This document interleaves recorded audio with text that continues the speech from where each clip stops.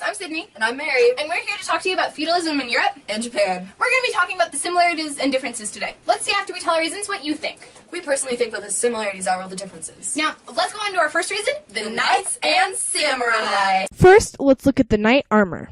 Knights didn't just use swords as their weapons, and when they did, they could be up to 5 feet long, and their armor weighed 50 pounds. Now let's talk about the samurai. Let's talk about the samurai's armor. The samurai armor had part of their sleeve missing so that they could draw back their bows better.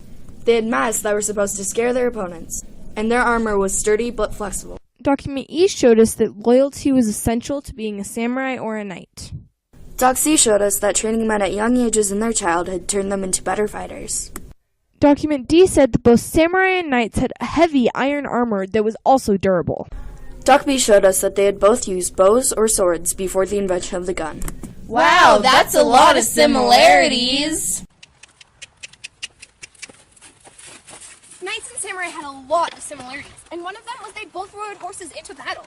And the horses all wore armor. As you can see in this diagram, the knights' horses wore a lot of armor. And imagine having to carry the knight's armor and their own armor. The horses had to carry a lot of weight. And so did the samurai's horses, because they also wore armor. No, stop. They did not wear armor, okay? As you can see from this picture of the samurai horses, that's not armor. That is actually a tool used on horses, which you should know this, Little Miss Horse Girl, that keeps the saddle from moving off of the horse when they're going up or downhill. It's not armor. It might be decorated to look like armor, but it's not. Well, but what about that they both rode horses in battle? They both wore decorative materials. I mean, that's so many similarities in between the knights and samurai, plus all the stuff we just saw in the video.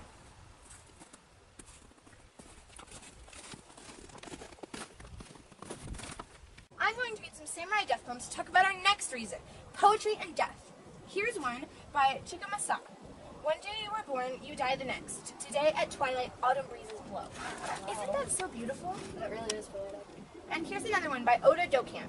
Had I not known that I was dead already, I would have mourned my loss of life. That's deep, bro. It is so deep. Okay, Mary, why don't you read one by the Knights? Okay. So this one is from the Song of Roland, and the author is unknown. Now Roland feels that the end of his life has come. He's laying down on a steep hill with his face towards Spain, and with one hand he beats his breast. God, I acknowledge my guilt, and I beg for thy mercy, for all the sins, greater and lesser, which I have committed from the hour of my birth until this day when I lie here overcome by death. He has held out his right glove to God. Angels descend out of heaven and come to him. That's so beautiful. It really is. First one is Lisa. That's what you get! I won. Oh, whatever. You know, thinking about knights and samurai poetry, it's all so beautiful. It really is. But I'm starting to think that there's more differences. What do you mean? Like, the knights chose to write more about, like, how they use their last breaths to talk to God and, like, ask for forgiveness. Well, but like, they both chose to write poems about death.